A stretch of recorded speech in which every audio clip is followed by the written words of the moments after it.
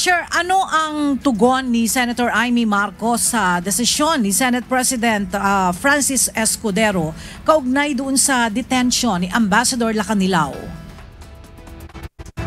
Kaya iginiit ni Senador Amy Marcos na pagkatapos na na-cite in contempt sa pagdinig ng Senate Committee on Foreign Relations, dapat na agad na inidetine si Ambassador Marcos Lacanilao, ang Special Envoy on Transnational Crime.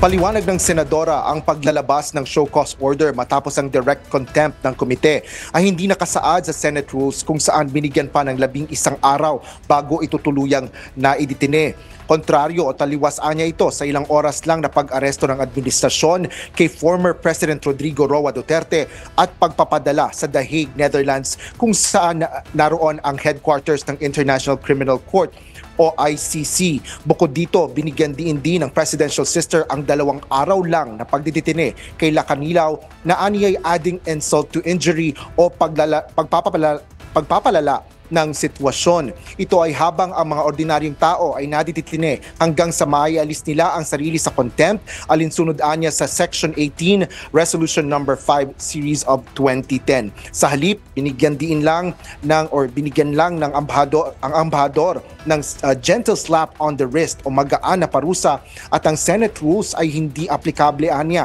sa mga ordinaryong tao at hindi sa mga gaya ni Lacanilao na pinaboran ng may kapangyarihan. Na-cite in contempt ng Senate Committee si Ambassador Lacanilao sa gitna ng pagdinig sa pag-aresto sa dating Pangulo noong April 15, bunsod ng maling pagpapatunay o pag-iwas sa pagsasabi ng katotohanan. Pagkatapos ng pagdinig, pinilaya rin ng ambahador matapos ang ilang oras na detention at binigyan ng 5 araw para magpaliwanag kung bakit hindi ito dapat idetine ng Senado. Sa kautusan na inilabas ni Senador Escudero kahapon, sinabi ng Senate President na hindi satisfactory ang paliwanag ni Lacanilao kung bakit hindi ito dapat patawan ng contempt o order. Iniutos din na idetine si Ambassador Lacanilao, ngunit hindi dapat ito hihigit ng 2 araw.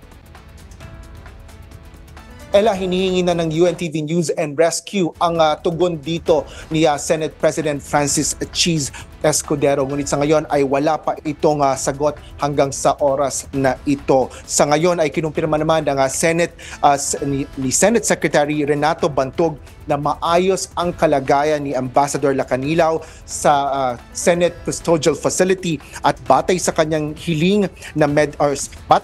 huling medical check-up ay nananatili itong nasa mabuting sitwasyon. Wala naman anyang idinadaing si Ambassador Lacanilao ay na rin sa kanyang medical director. Wala rin itong anumang request at hindi pa nakatatanggap ng bisita sa huling ulat ng Senate Secretary.